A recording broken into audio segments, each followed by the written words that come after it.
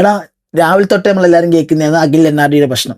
അപ്പം അത് പുള്ളിക്കാരൻ വന്ന് പുള്ളിക്കാരൻ്റെ സോഷ്യൽ മീഡിയയിലോ അല്ലെങ്കിൽ മേഘ എന്ന് പറഞ്ഞ വ്യക്തി ഇല്ലെങ്കിൽ ആ ഒരു ലേഡി അവരെ സോഷ്യൽ മീഡിയയിലോ ഒന്നും പറഞ്ഞിട്ടില്ല, പബ്ലിക്കായിട്ട് ഇല്ലെങ്കിൽ സോഷ്യൽ മീഡിയ എവിടെയും പോസ്റ്റ് ചെയ്തിട്ടില്ല ഒരു കാര്യങ്ങളും. ഓക്കെ, അത് പോസ്റ്റ് ചെയ്യാതെ കുറച്ച് ക്രിയേറ്റർമാരെന്ന് പറയാൻ പറ്റില്ല, കണ്ടന്റ് ഇല്ലാത്ത കുറച്ച് റീച്ചിന് വേണ്ടി നിൽക്കുന്ന കുറച്ച് ആൾക്കാർ അതെടുത്ത് റീൽസ് മറ്റേ കണ്ടന്റ് ആക്കി റീച്ച് വാങ്ങുന്നുണ്ട്. അത് അവരവരെ അക്കൗണ്ടിൽ വന്ന് ഇന്ന പ്രശ്നമാണ് നമ്മൾ പോയി ഇല്ലെങ്കിൽ നമ്മൾ എൻ്റെ ഇങ്ങനെയാണെന്ന് പറഞ്ഞിട്ട് വന്ന് ഒരു പോസ്റ്റോ കാര്യമായിട്ട് നിങ്ങളത് കണ്ടന്റ് ആക്കിയിട്. അവരൊന്നും ഇടാതെ ഒരു എന്താണെന്ന് പോലും അറിയാതെ ഇല്ലെങ്കിൽ അറിഞ്ഞിട്ടും വെറുതെ ഒരു കണ്ടന്റ് റീച്ച് ഉണ്ടാവും ഈ സാധനം കത്തും എന്ന് വിചാരിച്ചിടുന്ന കുറച്ച് ആൾക്കാരുണ്ട്. അപ്പോൾ അവരോടാണ് ഫസ്റ്റ് അവർ വന്ന് പറയട്ടെ. ഇല്ലെങ്കിൽ ഞാൻ പറയുന്നത് അത് അവർ രണ്ടാളും ഇല്ലെങ്കിൽ അവരുടെ ഫാമിലിയും തമ്മിൽ പ്രശ്നം അവർ എന്താണെന്ന് വെച്ചാൽ അവരവിടെ തീർക്കട്ടെ. സോഷ്യൽ മീഡിയ അല്ല തീർക്കേണ്ടത്.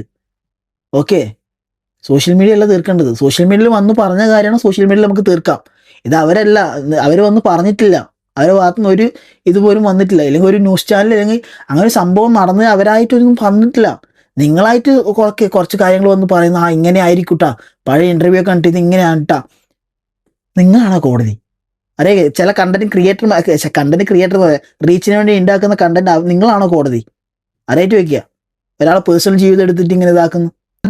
ഇവന്റെ ഭാഗത്താ തെറ്റ്, അവളെ ഭാഗത്താ തെറ്റ്, അവളാ ശരി അല്ലെങ്കിൽ അവനാ ശരി. എടാ അവർ വന്ന് പറയട്ടെ, എന്നിട്ട് നമുക്ക് തീരുമാനിക്കാം ആരാ ശരി. അല്ലെങ്കിൽ എന്തായാലും അവർ സോഷ്യൽ മീഡിയയിൽ അറിയിക്കുമല്ലോ, അന്നേരം പോരെ. വെറുതെ ചുമ്മാ ഒരു റീച്ചിന് വേണ്ടി ഇങ്ങനെ ഇത് എടുത്ത് കളയലടേ. ഓക്കെ.